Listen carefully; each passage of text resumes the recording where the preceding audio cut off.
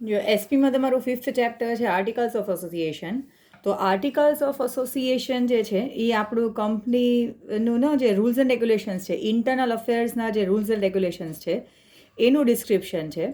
અને તમને સ્ટાર્ટિંગમાં કીધું છે કે બિઝનેસ વર્લ્ડમાં કંપની ફોર્મેટ છે એ સૌથી બેસ્ટ ફોર્મેટ છે, કારણ કે જ્યાંથી કંપની એક્ઝિસ્ટન્સમાં આવી તો બહુ બધા પ્રોબ્લેમ સોલ્વ થઈ ગયા અને બધા સારી રીતે મોટા બિઝનેસ કરી શક્યા એમ.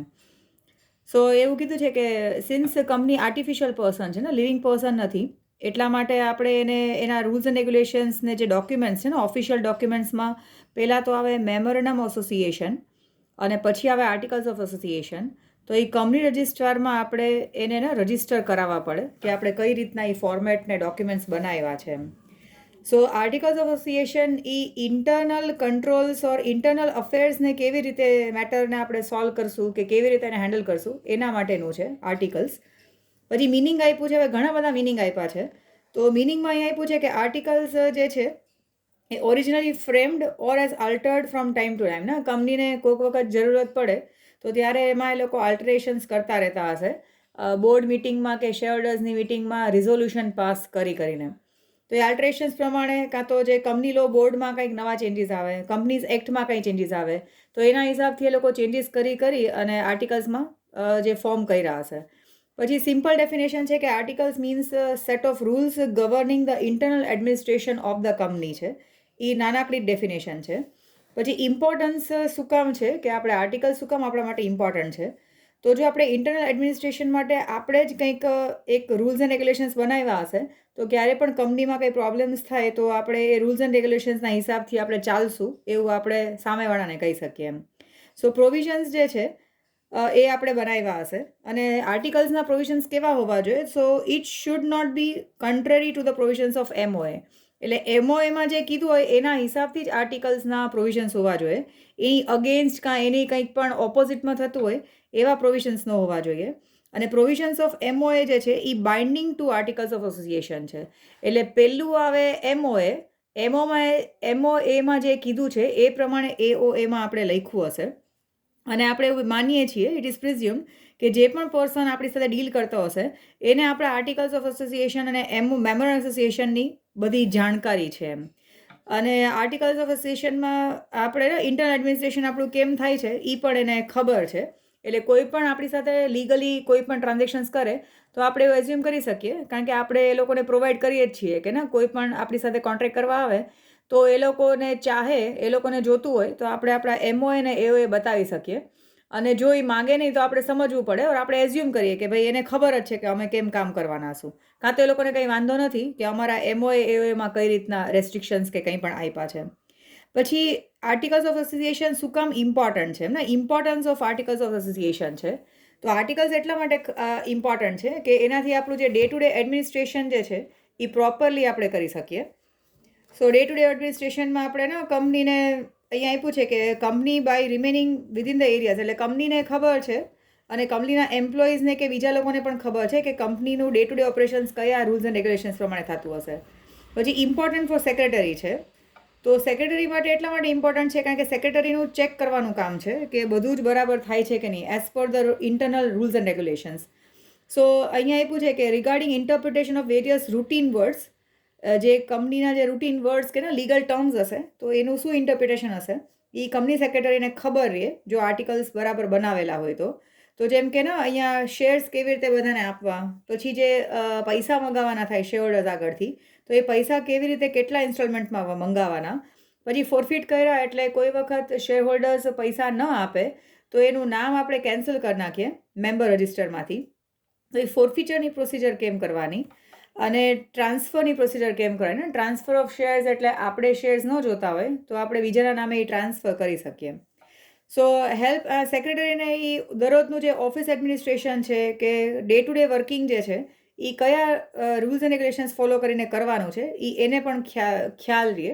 એટલા માટે એ સેક્રેટરી માટે પણ ઇમ્પોર્ટન્ટ છે. અને એ ઓલ્સો એને ગાઈડન્સ પ્રોવાઈડ કરે કે ભાઈ ડિરેક્ટર્સને કેવી રીતે અપોઇન્ટ કરવા, કંપનીના જે સીએ છે ને ઓડિટર્સ છે એને કઈ રીતે આપણે અપોઇન્ટ કરવા, પછી એ લોકોને કઈ કઈ ઓથોરિટી આપવી, એ લોકોની શું ડ્યુટીઝ અને રિસ્પોન્સિબિલિટીઝ હશે, એ બધાનું ડિસ્ક્રિપ્શન જે છે એ એઓએમાં લખેલું હશે. પછી શેર હોલ્ડર્સ માટે કઈ રીતે હેલ્પફુલ છે? તો શેર હોલ્ડર્સને ક્યારે પણ જોવું હોય કે ભાઈ કંપની અંદર કેવી રીતે કામ કરશે, તો એ લોકોને બધી વસ્તુની ખબર છે. જેમ કે કંપનીના ઇન્ટરનલ મેટર્સમાં ડાયરેક્ટર્સના શું રૂલ્સ એન્ડ રેગ્યુલેશન્સ છે, પછી બીજા શેર હોલ્ડર્સના કયા રૂલ્સ એન્ડ રેગ્યુલેશન્સ છે, તો એ બધું એ લોકો એમાંથી જાણી શકે. અને આ જે આર્ટિકલ્સ ઓફ એસોસિએશન છે એક સપ્લિમેન્ટરી ડોક્યુમેન્ટ છે, એટલે એ લોકોને કંઈ પણ ઇન્ફોર્મેશન જોતી હોય કે એ લોકોના રાઇટ્સ કે લાયબિલિટીઝ શું હશે, તો એમાં જોઈને એ લોકો સમજી શકે. પછી વેરિયસ રિલેશન્સ છે ને, અલગ અલગ રિલેશન્સ તમે જાણી શકો. ફોર એક્ઝામ્પલ, આ મેમ્બર્સને કંપની સાથે કેવા રિલેશન છે, ઓર કંપનીના જે ઇન્ટરનલ રિલેશન છે મેમ્બર સાથેના, એ કેવા છે ને, કોણ કોને લાયેબલ છે, કોણ કોને જવાબદાર છે. તો એ બધા જે ઇન્ટરનલ જેટલા પણ રિલેશન્સ છે, જેમ કે મેમ્બર્સ છે તો એની લાયબિલિટી કેટલી, તો એને જેટલા પૈસા આપ્યા હોય એટલી. પછી કંપનીની લાયબિલિટી શું છે ટુવર્ડ્સ મેમ્બર, તો કંપની ક્યારે પણ મેમ્બર્સના પૈસાને મિસયુઝ ના કરી શકે નહીં. તો જે ઇન્ટરનલ મેટર્સમાં આપણે આના રિલેશન્સ કેવી રીતે છે એ પણ ડિસ્ક્રાઇબ કરશે. અને નેચર ઓફ અ કંપની છે, તો કંપની પ્રાઇવેટ લિમિટેડ કંપની છે કે પબ્લિક લિમિટેડ કંપની છે, એ આપણને આ આર્ટિકલ્સ ઓફ એસોસિએશનથી પણ ખબર પડી શકે. પછી નેક્સ્ટ પેજમાં તમને અહીંયા ઉપર આપ્યું છે કે state the legal provisions પર્ટેનિંગ to the articles of association. તો લીગલ પ્રોવિઝન્સમાં કંપનીઝ એક્ટ 2013માં એ લોકોએ પ્રોવિઝન્સ આપ્યા છે. તો આર્ટિકલ્સ ઓફ એસોસિએશનમાં લીગલ પ્રોવિઝન્સ શું છે, તો જે પણ પર્સન છે જેણે એમઓએમાં સાઇન કરી છે ને, એણે એઓએમાં પણ સાઇન કરવાની રહેશે. પછી એનું જે સાઇન કરવાવાળા લોકો છે એ લોકોએ પોતાનું જે પણ એડ્રેસ છે, ઓક્યુપેશન છે કે બીજી નેસેસરી જે પણ ડિટેલ્સ છે એ આપવાની રહેશે. પછી સિગ્નેચર જ્યારે પણ કરે ત્યારે કોઈ પણ એકનો સાક્ષી કે વિટનેસ હોવા જોઈએ, એની સામે એણે એટલીસ્ટ વન વિટનેસ હોવા જોઈએ, એની સામે એને સાઇન કર્યું હોવું જોઈએ. પછી જેટલા પણ રૂલ્સ એન્ડ રેગ્યુલેશન્સ જો એ લોકોએ પોતે બનાવ્યા ન હોય, તો એ લોકો ટેબલ એફની ફોર્મેટ પ્રમાણે રૂલ્સ એન્ડ રેગ્યુલેશન્સ બનાવી શકે. અને કંપનીએ એકવાર જે પણ આર્ટિકલ્સ ઓફ એસોસિએશનમાં રૂલ્સ એન્ડ રેગ્યુલેશન્સ બનાવ્યા છે એ બધા એ લોકોએ કમ્પલસરી ફોલો કરવા જ પડે. અને કંપની એમાંથી પછી એસ્કેપ ન કરી શકે જો મેમ્બર્સ તરફ કંઈ પણ રૂલ્સ એન્ડ રેગ્યુલેશન્સમાં કંઈક પણ ગોટાળા કરે તો. પછી કોઈ પણ એવા પ્રોવિઝન્સ ન હોવા જોઈએ એઓએમાં કે જે એમઓએની અગેન્સ્ટમાં હોય. પછી પ્રાઇવેટ કંપની જ્યારે પણ એ આર્ટિકલ્સ બનાવે તો એણે આ 3 હજી એકના ઇમ્પોર્ટન્ટ વસ્તુ બતાવવાની રહેશે. જ્યારે private limited company articles of association બનાવતા હશે ત્યારે તો આ 3 સ્પેશિયલ પ્રોવિઝન્સ છે. તો એ કયા કે ભાઈ મિનિમમ 2થી લઈને 200 જેટલા મેમ્બર્સ હશે. પછી એ લોકો શેર ટ્રાન્સફર અલાવ નહીં કરે ને, જેમ કે કોઈને શેર્સ ન જોતા હોય તો બીજાને ટ્રાન્સફર ન કરી શકે અનલેસ એન્ડ અન્ટિલ એ બધા પાસેથી કન્ફર્મેશન લે તો. અને કંપની મસ્ટ નોટ ઇન્વાઇટ ને, જનરલ પબ્લિક પાસેથી એ લોકો પૈસા નથી લેતા બાય ઇશ્યુઇંગ શેર્સ. તો આ જે 3 એક્સ્ટ્રા પ્રોવિઝન્સ છે એ પ્રાઇવેટ લિમિટેડ કંપનીએ નાખવા પડશે પોતાના આર્ટિકલ્સ ઓફ એસોસિએશનમાં. પછી લો મસ્ટ પ્રિઝ્યુમ, એના લો એવું પ્રિઝ્યુમ કરે છે કે જે પણ કોઈ આ કંપની સાથે ડીલ કરતું હશે એને આર્ટિકલ્સની બધી વસ્તુની ખબર છે. અને જો એને ખબર ન હોય તો કંપનીને એ અમુક ફીઝ પે કરીને એની કોપી માંગી શકે કે ભાઈ અમને કહો કે તમારા આર્ટિકલ્સમાં શું પ્રોવિઝન્સ છે, પછી અમે વિચારીએ કે અમારે તમારી સાથે કોન્ટ્રાક્ટ કરવો કે નહીં. પછી કંપનીને જો આર્ટિકલ્સમાં કંઈ ચેન્જીસ કરવા હોય તો સ્પેશિયલ રિઝોલ્યુશન પાસ કરવું પડે શેર હોલ્ડર્સની મિટિંગમાં. એટલે ને 75% મેજોરિટી જોશે. અને એ લોકો જે ચેન્જીસ કરવા માગતા હોય એ પણ એઝ પર એમઓએ હોવા જોઈએ ને, એમઓએની અગેન્સ્ટ કંઈ થાય એવા એ લોકો ચેન્જીસ ના કરી શકે. અને આર્ટિકલ્સ જ્યારે પણ એ લોકો બનાવે ત્યારે એ લોકોને એફિડેવિટ આપવું પડે જે પણ પર્સન્સ એમાં મેન્શન કરેલા છે. જેમ કે ફર્સ્ટ પ્રોમોટર્સ છે તો એને પોતાની સ્ટેટમેન્ટ આપી હોય કે એણે કેવી રીતે ચાલુ કર્યું.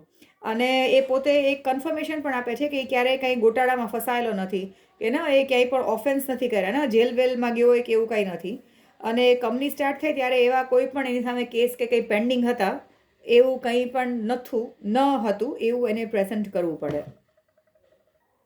પછી ફર્ધર તમને અહીંયા આપ્યું છે નીચે કે કન્ટેન્ટ્સ ઓફ આર્ટિકલ્સ. તો એઓએમાં લખવાનું શું હોય, તો જે પણ પ્રાઇમરી એગ્રીમેન્ટ કરી હશે બધાએ અંદર મેમ્બર્સે કે કોઈને, તો if any primary agreement has entered upon or not, તો એ એક્સેપ્ટ કરી છે કે નહીં એ પણ જે પણ એગ્રીમેન્ટ કર્યા છે ને, કોઈ કોન્ટ્રાક્ટર સાથે કોઈ એગ્રીમેન્ટ કર્યા હોય તો એ બધાની ડિટેલ્સ મેન્શન કરેલી હોવી જોઈશે. પછી જો શેર કેપિટલવાળી કંપની હશે તો કેટલા શેર્સ ઇસ્યુ કરે છે, કેટલા ફેસ વેલ્યુ હશે એ ડિટેલ્સ હશે. પછી શેરના ઇન્સ્ટોલમેન્ટ્સ કેવી રીતે હશે, તમને 12થમાં આવશે કે ઇન્સ્ટોલમેન્ટમાં પૈસા મંગાવે, જેમ કે એપ્લિકેશન સાથે, અલોટમેન્ટ સાથે, પછી કોલ સાથે. તો એ ઇન્સ્ટોલમેન્ટ્સના અમાઉન્ટ કેટલા હશે, જેમ કે 10 રૂપિયાનો શેર હોય તો પહેલાં 5 રૂપિયા મંગાવે, પછી 2 રૂપિયા મંગાવે, પછી 3 રૂપિયા મંગાવે, એવી રીતે ઇન્સ્ટોલમેન્ટમાં કોઈ પણ રીતે મંગાવી શકે. પછી જો ટ્રાન્સફર કરવાના હશે શેર્સ, જેમ કે કોઈને શેર્સ ન જોતા હોય અને બીજાના નામે ટ્રાન્સફર કરવાના હોય, તો એના રૂલ્સ કયા હશે. પછી લિયન છે, lien of company about the value of unpaid shares.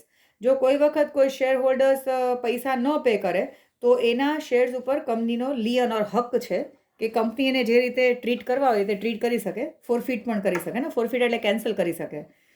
પછી રૂલ્સ અબાઉટ ટ્રાન્સમિશન. જ્યારે ટ્રાન્સમિશન ઓફ શેર્સ ક્યારે થાય, જ્યારે જે શેર હોલ્ડર છે એ મરી જાય કાં તો પાગલ થઈ જાય તો એના લીગલ વારસદાર જે છે એના નામે ઓટોમેટિક એ ટ્રાન્સફર થઈ જશે. તો ટ્રાન્સમિશન, ફોરફીચર, એના રૂલ્સ એન્ડ રેગ્યુલેશન શું હશે એ પણ બધા કન્ટેન્ટ્સમાં હશે કે આર્ટિકલ્સમાં શું શું પ્રોવિઝન્સ લખેલા હશે. પછી number of members in a company, જેટલા મેમ્બર્સ છે જેની અનલિમિટેડ લાયબિલિટી હોય, તો એવા કેસમાં અનલિમિટેડ લાયબિલિટી કેટલી હશે ઓર કયા એક્સટેન્ટ સુધી હશે એ મેન્શન કરવું પડે. પછી એ લોકોએ કેટલું કેપિટલ ઇન્વેસ્ટમેન્ટ કર્યું છે એ પણ મેન્શન કરેલું હશે. પછી પ્રાઇવેટ કંપની હશે તો ટ્રાન્સફર થવા નથી દેતા. No there is a restriction on transfer of shares in case of private company. એ તમે આ ઉપર એ જોયું ને કે જો પ્રાઇવેટ કંપની હશે તો એણે આ 3 એડિશનલ પ્રોવિઝન્સ આપવા પડશે કે they can not transfer the shares to another person without permission. પછી રૂલ્સ રિગાર્ડિંગ જનરલ મિટિંગ હોય, જનરલ મિટિંગ શેર હોલ્ડર્સની મિટિંગ હોય, તો equity shareholders, preference share હોલ્ડર્સની મિટિંગ કેવી રીતે ને ક્યારે ક્યારે થશે. પછી બોર્ડ ઓફ ડિરેક્ટર્સના ડ્યુટીઝ અને રાઇટ્સ કયા કયા હશે અને ડિવિડન્ડ કેવી રીતે ડિક્લેર કરવામાં આવશે. તો આ બધા જે પ્રોવિઝન્સ જે છે ઓર આ બધા પોઈન્ટ ઉપર શું ડિસાઇડ કર્યું હશે એ રૂલ્સ એન્ડ રેગ્યુલેશન્સ આર્ટિકલ્સમાં મેન્શન કરેલા હશે. પછી અહીંયા તમને આપ્યું છે ઇન્ટ્રોડક્શન ઓફ ટેબલ FGHIJ છે. તો હવે તમને ટેબલ એફ ક્યારે યુઝ થાય, તો જ્યારે કોઈ કંપની લિમિટેડ બાય શેર્સ છે તો ટેબલ એફ યુઝ કરે. જેમ કે ને આપણે નવી કંપની સ્ટાર્ટ કરી અને આપણને આ આર્ટિકલ્સ ઓફ એસોસિએશન બરાબર બનાવતા નથી આવડતા, તો કંપનીઝ એક્ટમાં આ બધા ટેબલ્સ આપેલા છે જેમાં કઈ રીતે એડમિનિસ્ટ્રેશન કરવું અને કઈ રીતે રૂલ્સ એન્ડ રેગ્યુલેશન્સ ફ્રેમ કરવા એના ડિટેલ્સ આપેલા છે. તો એ લોકોએ આપ્યું છે કે જો ટેબલ એફ ફોલો કરે તો ટેબલ એફમાં કયા કયા વસ્તુ ઇન્ક્લુડેડ હશે. Following matters are included in it. તો ટેબલ એફમાં આપ્યું હશે કે ભાઈ અમુકના વર્ડ્સ છે કે જેને ટેકનિકલ ટર્મ્સ છે, લીગલ ટર્મ્સ છે, એનો મતલબ શું થાય એ લોકોએ એમાં એક્સપ્લેનેશન આપ્યું હશે. પછી કોમન સીલ કે સ્ટેમ્પ છે એના યુઝેસ ક્યાં ક્યાં કરી શકાય ને. કંપની આર્ટિફિશિયલ પર્સન છે તો ઓફિશિયલ સિગ્નેચર જે છે એ લોકોનો એક સ્ટેમ્પ હશે જે અત્યારના ટાઈમમાં હોલોગ્રામના ફોર્મમાં આવે છે. તો એ કયા કયા ડોક્યુમેન્ટ્સમાં પ્લેસ કરી શકાય, કોણ હશે કે જે એને નીચે એની સાઇન કરશે ને. કારણ કે આ સ્ટેમ્પ તો પ્લેસ કરે, જેમ કે ને આપણી સ્કૂલમાં તમને સ્કૂલનું જે સ્ટેમ્પ છે એ તો મારે, પણ એની નીચે જે પ્રિન્સિપાલ હોય એ પોતાની સાઇન કરે કે ભાઈ એણે આ સ્ટેમ્પ લગાવેલું છે, એ કન્ફર્મેશન કરવા માટે. કારણ કે કંપની તો આર્ટિફિશિયલ પર્સન છે પણ આ સ્ટેમ્પ મારવાવાળા લોકો તો લિવિંગ પર્સન હશે, તો એ નીચે પોતાની ઓથોરિટી સાઇન કરતા હશે. તો કોણ એને સાઇન કરે ઓર કઈ રીતે કરશે એના રૂલ્સ એન્ડ રેગ્યુલેશન્સ હશે. પછી પ્રોવિઝન્સ રિગાર્ડિંગ શેર કેપિટલ અને શેર હોલ્ડર્સના રાઇટ્સ શું હશે. તો શેર હોલ્ડર્સ કઈ રીતે પોતાના શેર્સના ટ્રાન્સમિશન પ્રોસેસ કરાવી શકે, કે કઈ રીતે એ લોકો કંપનીને કંઈક ડિટેલ જોતી હોય, કંપની પાસેથી કંઈ ડિટેલ જોતી હોય તો એ પોતે લઈ શકે. પછી અહીંયા લિયન ઓન શેર્સ છે. તો કંપની કયા કયા કેસીસની અંદર આના કબજામાં રાખી શકે શેર હોલ્ડર્સના શેર્સ જો એ અમાઉન્ટ પે નહીં કરે તો. પછી ઇન્સ્ટોલમેન્ટ્સ કેવી રીતે હશે, કેટલા રૂપિયા ક્યારે મંગાવશે. પછી ટ્રાન્સફર અને ટ્રાન્સમિશન્સ કેવી રીતે કરશે, ફોરફીચર કેવી રીતે કરશે. જે આગળ વાંચ્યું ને એના જેવું જ છે આ. તો તમને પૂછે કે ટેબલ એફમાં કયા કયા છે, તો આજે તમને પહેલાં જે આપ્યા હતા ને કન્ટેન્ટ્સ ઓફ આર્ટિકલ્સ એ લગભગ અહીંયા બધા રિપીટ થાય છે. પછી ટેબલ એફમાં ના શેર કેપિટલ ક્યારે ચેન્જ કરી શકાય, કેપિટલાઇઝેશન ક્યારે કરી શકાય, બાયબેક ક્યારે કરી શકાય, જનરલ મિટિંગ કેમ અને કેવી રીતે કરી શકાય. પછી જનરલ મિટિંગમાં જો કોરમ કે એ લોકોનો મિનિમમ નંબર ઓફ પર્સન્સ છે એ ન હોય તો એડજર્ન કરે તો એ કેવી રીતે કરી શકાય. પછી વોટિંગ રાઇટ્સ કેવી રીતે હશે. પછી જો મેમ્બર પોતે ના આવી શકે તો એના બદલે પોતાના કોઈક ભાઈ બહેનને કે માતા પિતાને મોકલે તો એ પ્રોક્સીસ કેવી રીતે આવશે. પછી બોર્ડ ઓફ ડિરેક્ટર્સ કેવી રીતે રૂલ્સ એન્ડ રેગ્યુલેશન્સ ફોલો કરશે. પછી ડાયરેક્ટર્સના શું રેગ્યુલેશન્સ હશે, રેમ્યુનરેશન કે એને પગાર કેટલો આપવાનો. પછી બોર્ડ ઓફ ડિરેક્ટર્સ ક્યારે અને કઈ રીતે મિટિંગ કન્સ્ટ્રક્ટ કરી શકે. પછી કંપનીનું જે કોમન સીલ જે છે એ ક્યાં પ્રિઝર્વ કરશો ને, કંપનીના ના આપણે કે સેફ ડિપોઝિટ વોલ્ટમાં ઓર ના પોતાના કંપનીના જે સેફ લોકર હોય એમાં હોય, ને તો ગમે ત્યાં જઈને વાપરી લે એમ. તો એને પ્રિઝર્વેશન કેવી રીતે કરશે. પછી ડિવિડન્ડ કેવી રીતે આપશે કંપની શેર હોલ્ડર્સને જ્યારે પ્રોફિટ્સ થશે ત્યારે. પછી રિઝર્વ ફંડ ના પોતાના એક્સેસ પૈસા બચાવીને રાખશે તો રિઝર્વ ફંડ કેવી રીતે ક્રિએટ કરશે, પછી અકાઉન્ટ્સ કેવી રીતે મેન્ટેન કરશે, પછી લિક્વિડેશન, જો કંપની બરાબર નહીં ચાલે અને કંપની બંધ કરવાનો વારો આવશે તો કઈ રીતે એ બંધ કરવામાં આવશે. અને identify contracts for the officers, its procedures. Identify એટલે ને તમે કન્ફર્મેશન કરે કે જે કોન્ટ્રાક્ટ્સ કર્યા હશે એ ઓફિશિયલી કોણ ઓથોરાઇઝ કરશે, એ એમાં ડિટેલ્સ લખેલા હશે. પછી જો કંપની લિમિટેડ બાય ગેરંટી હોય ને, જીનું જી છે, કંપની લિમિટેડ બાય ગેરંટીમાં ટેબલ જી છે, તો ગેરંટી અમુક મેમ્બર્સના પોતાનું મેમ્બર્સે ગેરંટી આપી હશે કે અમારા આટલા પૈસા સુધીની ગેરંટી છે એમ. સો અહીંયા આપ્યું છે કે જો લાયબિલિટી જે છે એ એમઓએમાં લિમિટેડ બાય ગેરંટી હશે તો એ લોકોએ કેટલા રૂપિયાની ગેરંટી આપી છે એ મેન્શન કરવાનું રહેશે. અને અહીંયા આપ્યું છે કે at the time of registration of such companies the number of its members has to be 100, એટલે 100 હોવા જોઈએ. As per the required of a company, board of directors as a powers આમાં ઇન્ક્રીઝ કરી શકે, પણ આ 100 મેમ્બર્સ તો જોઈએ જ જ્યારે company limited by guarantee start કરતા હોય તો. પછી ટેબલ એચ છે, તો ટેબલ એચમાં કંપની લિમિટેડ બાય ગેરંટી પણ જેને શેર કેપિટલ નથી, તો એ લોકોએ મેન્શન કરવું પડે કે કેટલા નંબર ઓફ મેમ્બર્સ છે, કોની કેટલી ગેરંટી છે. અને જનરલ મિટિંગમાં એ લોકોના રૂલ્સ એન્ડ રેગ્યુલેશન્સ આપે છે કે all the meetings accept general meeting will be considered as a special general meeting or special meeting.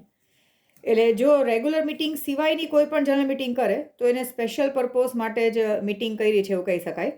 Usually general meeting જે છે એ દરેક કંપની દર વર્ષમાં એક વખત કરે, પણ જો આવી ટાઈપની કંપની છે જેને કંપની લિમિટેડ બાય ગેરંટી અને નોટ હેવિંગ શેર કેપિટલ છે, તો એક સિવાયની વધારે મિટિંગ કરશે તો એ બાકીની બધી મિટિંગને એ લોકો સ્પેશિયલ મિટિંગ્સ સમજશે.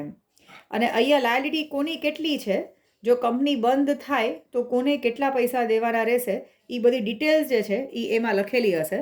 અને એમઓએ પ્રમાણે એ લોકોએ આ એઓએ કન્સ્ટ્રક્ટ કરેલું હશે. એટલે આ ટેબલ એચમાં છે ગેરંટી હોય પણ શેર કેપિટલ ન હોય. પછી હજી પાછળ ફર્ધર આપ્યું છે એનું કે rules regarding conducting general meeting ક્યારે કરશે ને, આ બધું સેમ જ છે બધામાં કે જનરલ મિટિંગ ક્યારે કરશે, એડજર્ન થાય તો એડજર્ન મિટિંગ કેવી રીતે કરશે, પછી વોટિંગ રાઇટ્સ કોના કેટલા હશે, બોર્ડ ઓફ ડિરેક્ટર્સ મિટિંગ ક્યારે કેવી રીતે કરી શકે, પછી કંપનીના જે ચીફ એડમિનિસ્ટ્રેટિવ ઓફિસર જે છે એટલે સીઈઓ હોય કે મેનેજર છે કે કંપની સેક્રેટરી છે કે ચીફ ફાઇનાન્શિયલ ઓફિસર છે, તો એની અપોઇન્ટમેન્ટ કેવી રીતે થશે અને એને કોઈક વાર નીકાળવાના આવે તો કઈ રીતે નીકાળવામાં આવશે. અને કોમન સીલ અને સ્ટેમ્પ, ને ઓલામાં કીધું હતું ને કે એને પ્રિઝર્વ ક્યાં કરવાનું, તો અહીંયા પણ એના રૂલ્સ એન્ડ રેગ્યુલેશન્સ છે કે ભાઈ કોમન સીલને એ લોકોના સ્ટેમ્પ જે છે મારવાનું એને ક્યાં કેવી રીતે રાખવાનું આવશે. પછી ટેબલ આઈ છે, તો એ આર્ટિકલ્સ ઓફ એસોસિએશન કયા ટાઈપની કંપનીના આઈ માટે છે, તો અનલિમિટેડ લાયબિલિટી છે અને શેર કેપિટલ પણ છે. તો અનલિમિટેડ લાયબિલિટી હોય તો એ લોકો શેર્સ ઇસ્યુ કરે તો ખરા, અને એને આપ્યું છે કે સોલ પ્રોપ્રાઇટરશિપ અને પાર્ટનરશિપની જેમ એ લોકોની પાર્ટનર્સની જેમ કે મેમ્બર્સની જેમ મેમ્બર્સની લાયબિલિટી અનલિમિટેડ હશે.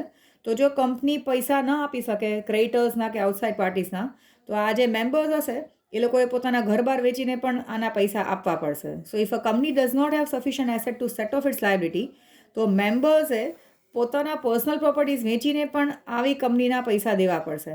અને such company cannot use the word limited after its name. તો તમને પૂછે કે which type of company cannot use the word limited after its name, તો જે અનલિમિટેડ લાયબિલિટી છે and with a share capital છે they cannot use the word limited after its name છે. હવે અહીંયા પણ આપ્યું છે ને, અહીંયા પણ 100 મેમ્બર હોવા જોઈએ અને depending upon the requirement board of directors increase કરી શકે. તો જો ટેબલ આઈમાં જે અનલિમિટેડ કંપની છે વિથ અ શેર કેપિટલ, એમાં પણ મિનિમમ 100 જોઈએ.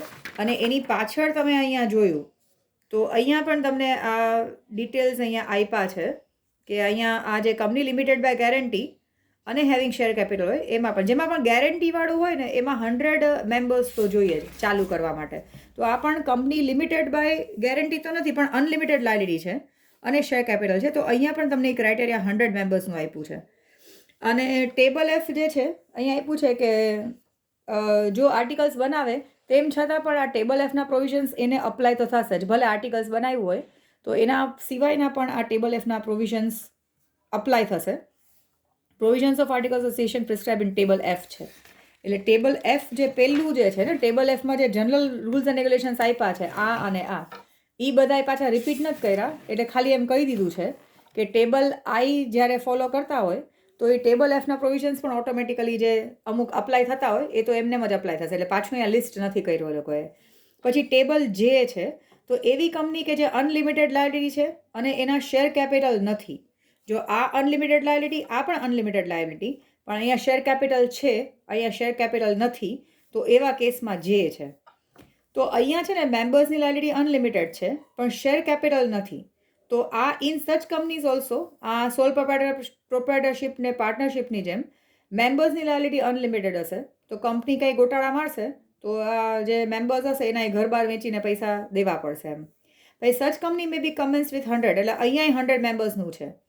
એટલે અનલિમિટેડ લાયબિલિટીવાળી કંપની અને ગેરંટીવાળીમાં મિનિમમ 100 મેમ્બર્સ જોઈએ, અને બોર્ડ ઓફ ડિરેક્ટર્સ જો જોઈએ તો એનો નંબર ઇન્ક્રીઝ કરી શકે.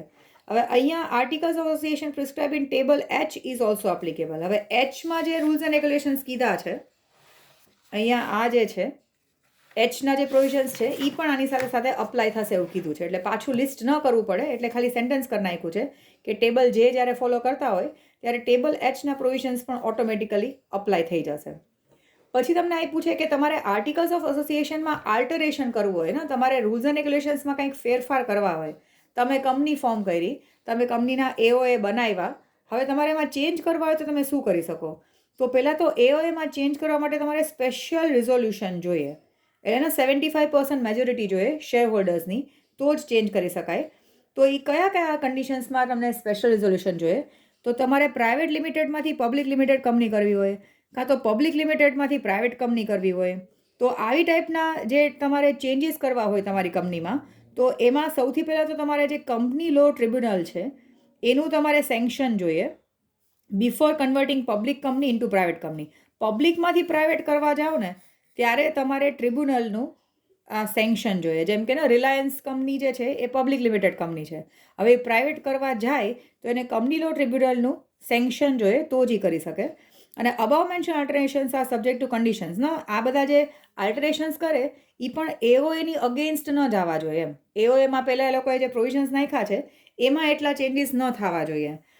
પછી જો પ્રાઇવેટ કંપની જે છે એ પોતે આલ્ટરેશન્સ કરે અને જો એ so as to remove the limitations or restrictions included in it, it ceases to be a private company from a date of its alteration. હવે પ્રાઇવેટ લિમિટેડ કંપનીએ ને પોતે રેસ્ટ્રિક્શન્સ લખ્યા છે કે it does not allow company to invite public for subscribe to its shares.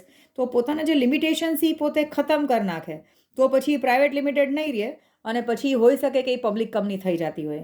તો કોઈ પણ પ્રાઇવેટ કંપની એવા કોઈ અલ્ટરેશન્સ કરે કે જેના લીધે એના જે લિમિટેશન્સ જે છે એ ખતમ થઈ જતા હોય ઓર એ રિમૂવ થઈ જતા હોય, તો પછી પ્રાઇવેટ લિમિટેડ કંપની નહીં કહેવાય જ્યારથી આલ્ટરેશન થશે ત્યારથી, એટલે ને આલ્ટરેશન જ્યારે રજિસ્ટર થશે ત્યારથી.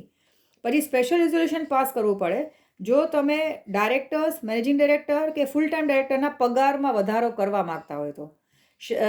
પગાર ના કહી શકાય, આ લોકોને ના આમ હાઈફાઈ લોકો છે એટલે એના માટે નવો વર્ડ યુઝ કરે, રેમ્યુનરેશન. બેઝિકલી તો એ સેલેરી જ થાય, પણ સેલેરી આપણે જે મિડલ ક્લાસ હોય એને મળતી હોય, પણ આ જે ટોપ લેવલ મેનેજમેન્ટના લોકો છે એ લોકોને વર્ડ યુઝ થાય છે રેમ્યુનરેશન. તો એ લોકોમાં જો પગાર વધારો કરવાનો હોય તો સ્પેશિયલ રિઝોલ્યુશન પાસ કરવું પડે. સ્પેશિયલ રિઝોલ્યુશન એટલે કંપનીના જે શેર હોલ્ડર્સ છે એને બધાને બોલાવીને પૂછવું પડે કે ભાઈ અમારા આ જે એમડી છે એને પગાર વધારીએ કે નહીં એમ. તો 75% લોકો હા પાડે કે ભાઈ હા બહુ સારું કામ કરે છે ને વધારો, તો જ વધારી શકાય. પછી નો આર્ટિકલ એલ્ટરેશન ન કરી શકાય એવા કોઈ પ્રોવિઝન્સમાં કે જે પેરામાઉન્ટ હોય. પેરામાઉન્ટ મતલબ અમુક સિચ્યુએશન્સ કે અમુક વસ્તુ એવી છે કે આપણે એના માટે રૂલ્સ એન્ડ રેગ્યુલેશન્સ ન બનાવ્યા હોય તો પણ એ ઓટોમેટિકલી અપ્લાય થતા હોય. જેમ કે ને આપણે બીજા બધા બેઝિક રૂલ્સ એન્ડ રેગ્યુલેશન્સ છે, હ્યુમન રાઇટ્સને રિલેટેડ કંઈ યુઝ એન્ડ રેગ્યુલેશન્સ છે, તો જે already Paramount rules and regulations છે ને, જે એવી કોઈ વસ્તુ છે કે કાયદામાં કે ન કે એ આપણે ન ઇનહેરન્ટ છે કે એ આપણે માનવામાં જ આવે કે આવું તો નહીં જ હોય એમ, તો એમાં કંઈ ચેન્જીસ ન કરી શકે, એવા અલ્ટરેશન્સ ન કરી શકે કે જે બેઝિક રૂલ્સ એન્ડ રેગ્યુલેશન્સમાં આવતા હોય ને, જે ઓલ ઓવર વર્લ્ડ કે ઓલ ઓવર કન્ટ્રીમાં જે અપ્લાય થતા હોય. પછી બીજા અલ્ટરેશન્સ કયા ન કરી શકે? તો એક્ઝિસ્ટિંગ લોઝ ઓફ ઇન્ડિયામાં કંઈ પણ હોય, જેમ કે ઇન્ડિયાના લોમાં કંઈ કીધું હોય એના ખિલાફ જઈને કંઈ અલ્ટરેશન્સ આપણે ન કરી શકીએ, અને એમઓએમાં કંઈ કીધું હોય એના સિવાયનું કંઈ અલ્ટરેશન ન કરી શકે. એમઓએમાં પરમિસિબલ હોય એમાં જ અલ્ટરેશન કરી શકાય, એના સિવાયનું કંઈ કીધું હોય તો એમાં અલ્ટરેશન કરી ન શકે. પછી એવા કોઈ અલ્ટરેશન ન કરી શકે આર્ટિકલ્સમાં કે જેના લીધે કંઈ ચીટિંગ, ફ્રોડ કે કોએર્સન ટુ ધ મેમ્બર્સ. કોએર્સન એટલે ને એ લોકોને કંઈ ખરાબ લાગતું હોય ને, એ લોકોને કંઈક ફોર્સિબલી તમે કંઈક કમ્પેલ કરતા હોય અમુક વસ્તુ કરવા, તો એવું કંઈ પણ અલ્ટરેશન ન કરી શકે. અને એવા કોઈ અલ્ટરેશન પણ ન કરી શકે કે જે કંપનીની ઇન્ટરેસ્ટની અગેન્સ્ટ હોય ને. Alteration of articles of must have been made in the interest of company. એના અગેન્સ્ટમાં કંઈ થઈને કે કંપનીને કંઈ નુકસાન થતું હોય એવા અલ્ટરેશન્સ ના કરી શકે. અને પ્રોવિઝન્સ ઓફ કંપનીઝ એક્ટ જે છે એ ઓલરેડી જે પ્રોવિઝન્સ છે એના અગેન્સ્ટ પણ થતા હોય એવા કોઈ અલ્ટરેશન્સ કે ચેન્જીસ એઓએમાં કરી ન શકે. તો આ કદાચ પૂછે તો પણ ઇઝી છે. તમને કે state the provisions of alteration of AOA. તો alteration of AOA can be made by following the provisions of companies act. પછી એમાં કહી શકાય કે સ્પેશિયલ રિઝોલ્યુશન ક્યારે કરવું પડે. તો પ્રાઇવેટમાંથી પબ્લિક કરતા હોય, પબ્લિકમાંથી પ્રાઇવેટ કરતા હોય. પણ જો પબ્લિકમાંથી પ્રાઇવેટ કરતા હોય તો કંપની લો ટ્રિબ્યુનલ એટલે ટ્રિબ્યુનલની સેન્કશન જોઈએ તો જ કરી શકે. જેમાં કીધું કે રિલાયન્સને પ્રાઇવેટ કરવું હોય તો એને ટ્રિબ્યુનલની પરમિશન જોઈએ. પછી પ્રાઇવેટ લિમિટેડ કંપની જે છે જો એ પોતે પોતાના રેસ્ટ્રિક્શન્સ હટાવી નાખે તો એ પબ્લિક થઈ જાય. તો એવા આલ્ટરેશન્સ જો કરે તો એને સમજી વિચારીને આલ્ટરેશન્સ કરવા જોઈએ. સ્પેશિયલ રિઝોલ્યુશન પાસ કરવું પડે જો આ એમડીને બધા એને તમારે પગાર વધારવો હોય તો. અને એવા કોઈ આલ્ટરેશન ન કરી શકે કે જે બેઝિક રૂલ્સ એન્ડ રેગ્યુલેશન્સ કાં તો જે ઇન્ડિયાના જે લોઝ જે છે એના અગેન્સ્ટ થઈને કંઈ થતા હોય તો. અને આલ્ટરેશન્સ એમઓઈની ખિલાફ ન હોવા જોઈએ, કંપનીઝ એક્ટની ખિલાફ ન હોવા જોઈએ, કંપનીના ઇન્ટરેસ્ટની ખિલાફ ન હોવા જોઈએ. અને એવા કોઈ અલ્ટરેશન્સ જે બીજાને ચીટિંગ, ફ્રોડ કે દબાણ આપતા હોય ને, કોએર્સન મતલબ મેમ્બર્સને ફોર્સિબલી કંઈક તમે ન કહો કે ભાઈ તમારે આમ જ કરવું પડશે, એવા કોઈ અલ્ટરેશન્સ માટે એ આર્ટિકલ્સ ના કરી શકે. પછી નેક્સ્ટ ટાઈપ પૂછે કે કંપની સેક્રેટરી જે છે એના રૂલ્સ કે ડ્યુટીઝ કયા કયા છે જ્યારે પણ ચેન્જીસ કરે ત્યારે. તો સેક્રેટરી એટલે કંપની સેક્રેટરી જેમ ના સીએ હોય એમ સીએસ હોય. તો એણે કઈ કઈ ડ્યુટીઝ ફોલો કરવી પડશે. તો એને જ્યારે પણ આલ્ટરેશન કરવાનું આવે તો એણે મેમ્બર્સને નોટિસ આપવી પડે, શેરહોલ્ડર્સને કેવડાવવું પડે કે ભાઈ 21 દિવસ પહેલાં જે દિવસે એ લોકો ડિસાઇડ કરવાના હોય કે આ દિવસે વિચારશું કે ચેન્જીસ કરવાના છે તો એના 21 દિવસ પહેલાં એ નોટિસ આપવી પડે કે ભાઈ આ દિવસે મિટિંગ હશે ત્યારે બધા પધારજો અને ડિસાઇડ કરજો કે આ કરવું કે નહીં. પછી એજન્ડા પ્રિપેર કરવું પડે. એજન્ડા એટલે લિસ્ટ આપવું પડે કે ભાઈ આપણે મિટિંગ કરવાના છીએ એમાં શું કરવા, શેના માટે મિટિંગ કરવાના છીએ અને કઈ કઈ બાબતે આલ્ટરેશન કરવાનો અમે વિચાર કરીએ છીએ. તો જો પહેલેથી એ લોકો એજન્ડામાં ડિસ્ક્રિપ્શન આપશે કે ભાઈ તમે આ દિવસે મિટિંગમાં આવો તો ત્યારે અમે ડિસ્કશન કરવાના છીએ કે આ પર્ટિક્યુલર વસ્તુમાં અમારે ચેન્જ કરવાના છે. જેમ કે ડિસાઇડ કર્યું છે કે એમડીનો પગાર વધારવાનો છે તો આટલાથી આટલો વધારવાનો છે તો તમે નક્કી કરીને આવજો કે તમારે હા પાડવી કે ના પાડવી એમ. પછી general meeting is required to be called for passing special resolution. Special resolution pass કરવાનું હોય તો એ જનરલ મિટિંગમાં એ લોકોએ કહેવું પડે. And it is a duty of a secretary કે મિનિટ્સ રાખે ને. મિનિટ્સ એટલે તમે કદાચ યાદ હોય તો તમે પેલા જૂના પિક્ચરો જોતા હોય તો કોર્ટમાં નીચે જજની નીચે ને ઓલા ટાઈપ રાઇટિંગ બધું કરતા રહેતા હોય. અત્યારના તો એ સીધું વિડીયો રેકોર્ડિંગ જ કરે છે, વોઇસ રેકોર્ડિંગ ઓર વિડીયો રેકોર્ડિંગ. પહેલાંના ટાઈમમાં જ્યારે પણ મિટિંગ થાય એટલે મિટિંગનું આખું એ લોકોએ રેકોર્ડિંગ કર્યું હોય કે મિટિંગમાં કોણ શું બોલ્યું, કોને કેટલું ડિસ્કશન કર્યું.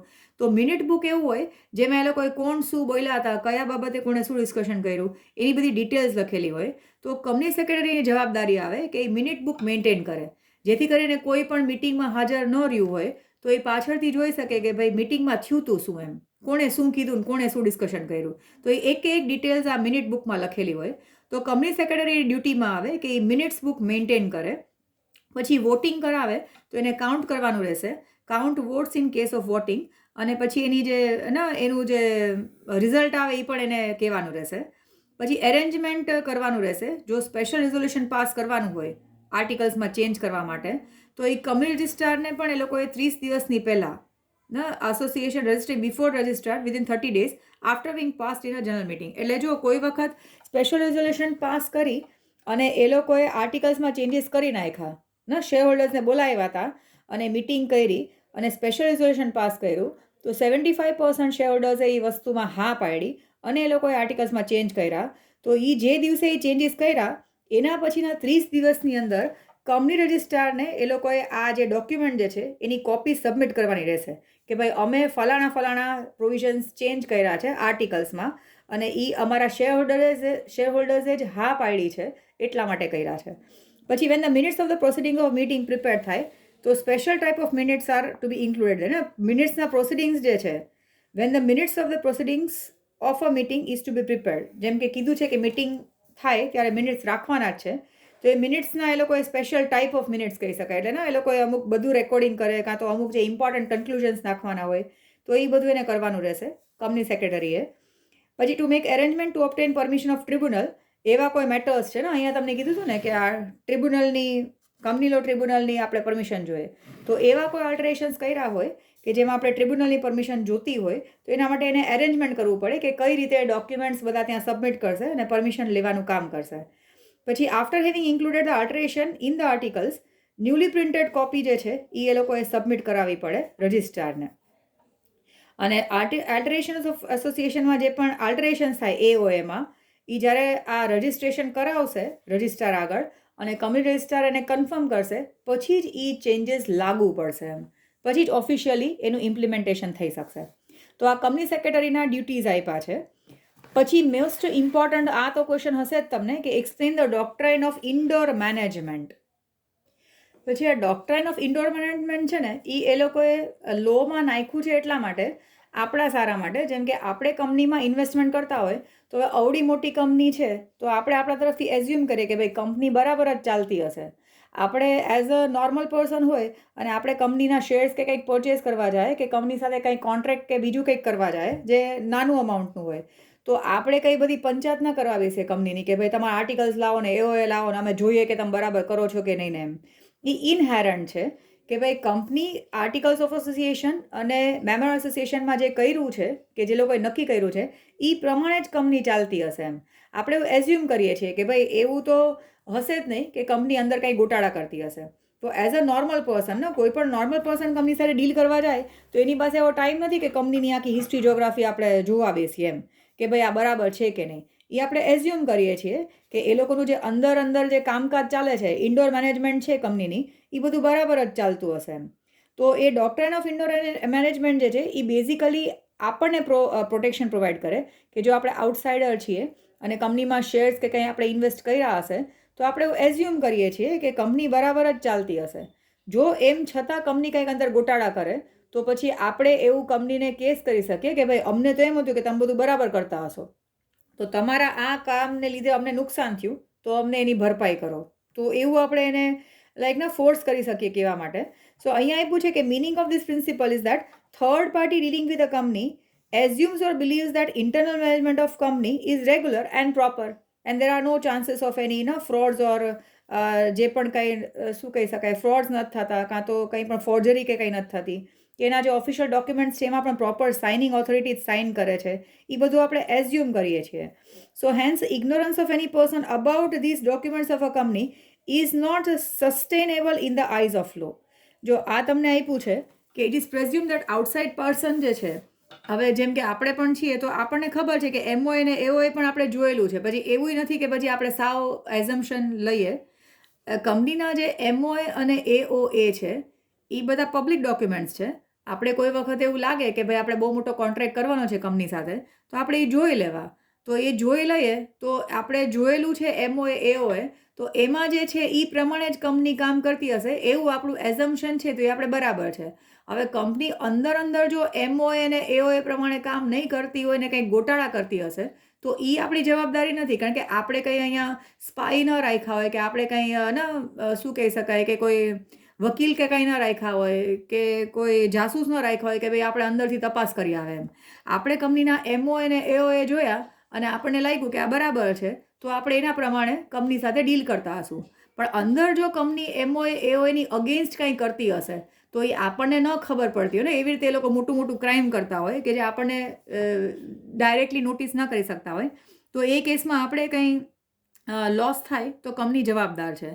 સો common man be presume that whatever transactions done by the company must have be done as per the rules mention in the articles. Common man can presume કે બધા જ પ્રોસિડિંગ્સ જે છે કંપની જે પણ કરતી હશે એ અપ્રુવલ સાથે જ કરતી હશે, પોતાના એમઓએ અને એઓએના અપ્રુવલથી જ કરતી હશે. સો આ પ્રિન્સિપલને ડોક્ટ્રાઇન ઓફ ઇન્ડોર મેનેજમેન્ટ કહી શકાય. તો તમે સિમ્પલ વર્ડ્સમાં કહી શકો કે doctrine of indoor management states that outsider or normal person or common man always assume that company is functioning as per the provisions and rules and regulations set up under AOA and MOA. પછી અહીંયા આપ્યું છે કે કયા કેસમાં exception છે. ડોક્ટ્રાઇન of indoor management જે છે એ આઉટસાઇડર જેમ કે આપણા જેવા લોકો માટે પ્રોટેક્શન માટે છે, પણ ક્યારેય અપ્લાય નહીં થાય. તો પહેલાંમાં છે કે doctrine of indoor management is not applicable જો એ કંપની જેને પાવર જ નથી એ કંપની એવું કામ કરે. જેમ કે આપણે અફવા સાંભળી છે કે ભાઈ આ કંપની તો બંધ થઈ ગઈ છે, તો પછી હવે એ કંપનીના નામે કોઈક પાર્ટી આવીને આપણને કહે કે ભાઈ અમારી કંપની સાથે કોન્ટ્રાક્ટ કરો, તો એ કંપની એક્ઝિસ્ટન્સમાં જ હોય નહીં, તો પછી આપણે એની સાથે કોન્ટ્રાક્ટ કરીએ ને આપણે નુકસાન થાય, તો એના માટે આપણને પ્રોટેક્શન ન મળે. ઓર એના માટે એ કંપની જવાબદાર નથી, કારણ કે કંપની પાસે પાવર જ નથી. તો આપણે કોઈ મોટો કોન્ટ્રાક્ટ સાઇન કરવા જતા હોય તો આપણે કંપનીનું જે બેઝિક વસ્તુ છે એ તો આપણે જાણશું જ, અને આપણને ક્યાંયથી પણ ને ઓફિશિયલ ડોક્યુમેન્ટ્સથી પણ ખબર પડી જશે કે આ કંપની પાવરમાં છે કે નહીં એમ. જેમ કે આપણે કોઈ કંપનીની જાણકારી રાખવી હોય તો વેબસાઇટમાં પણ તમે જે આ રજિસ્ટ્રાર ઓફિસનું જે વેબસાઇટ હોય એમાંય તમે જાણી શકો કે કંપની એક્ઝિસ્ટન્સમાં છે કે નહીં, કંપનીની સામે કોઈ કેસ પેન્ડિંગ છે કે નહીં, કોઈ બીજા કોઈ લીગલ સૂટમાં ફસાયેલી છે કે નહીં, લિક્વિડેશન માટે કોઈ લિક્વિડેટર અપોઇન્ટ થયો છે કે નહીં. તો એ બધી વસ્તુઓ જે છે ને એ તમને બધી ડિટેલ્સ એમને પણ મળી જતી હોય. તો આપણે ખબર પડે અને આપણામાં એ હોવું જોઈએ કે આપણે ફાઇન્ડ આઉટ કરીએ કે ભાઈ જો કંપનીને પાવર જ ન હોય અને તો પણ આપણે એની સાથે ડીલ કરીએ તો પછી આપણને પ્રોટેક્શન ન મળે. પછી if any document is obtained by the company by fraud, doctrine is not applicable. જેમ કે આપણે કોઈ ડોક્યુમેન્ટ્સ મળ્યા છે એ ફ્રોડથી કોઈ આપણને કર્યા હોય કે આપણી સાથે કોઈ ચીટિંગ કરે તો એમાં કંપની જવાબદાર નથી ને. જેમ કે રિલાયન્સના નામેથી કોઈ આપણને રિલાયન્સ કંપનીના ઓફિશિયલ ડોક્યુમેન્ટ્સ બતાવી અને આપણી પાસેથી પૈસા લઈ જાય તો એમાં રિલાયન્સ કંપની જવાબદાર નથી. એમ આપણી સાથે ફ્રોડ થયો હોય અને એ કંપની તરફથી કંઈ ડોક્યુમેન્ટ્સ ફ્રોડથી કોઈએ કર્યા હોય તો એના માટે એ કંપની જવાબદાર નથી. પછી કોઈ પણ આઉટસાઇડરને ખબર છે કે કંપની ઇરેગ્યુલરિટી ચાલે છે, જેમ કે કંપનીનો જેમ કે કોઈ પર્સન છે એનો કઝિન જ કંપનીમાં બોર્ડ ઓફ ડિરેક્ટર્સ તરીકે કામ કરે છે, તો એને ખબર છે જનરલી ત્યાં વધારે ઇન્ફોર્મેશન તો લીક નહીં કરી હોય પણ એને ખબર છે કે ત્યાં ઇરેગ્યુલરિટી ચાલે છે. અને ઘણી વખત પેપરમાં ને એમાંય આવતું હોય કે ભાઈ આ કંપની સામે આટલા કેસ ફાઇલ થયા, કંપની કાંઈ રિસ્પોન્સ નથી આપતી, કે ઇન્ટરનલ એડમિનિસ્ટ્રેશન બરાબર નથી, કોઈક માણસ છે જેણે ગોટાળા કર્યા છે, પોલીસ કેસ થયા છે.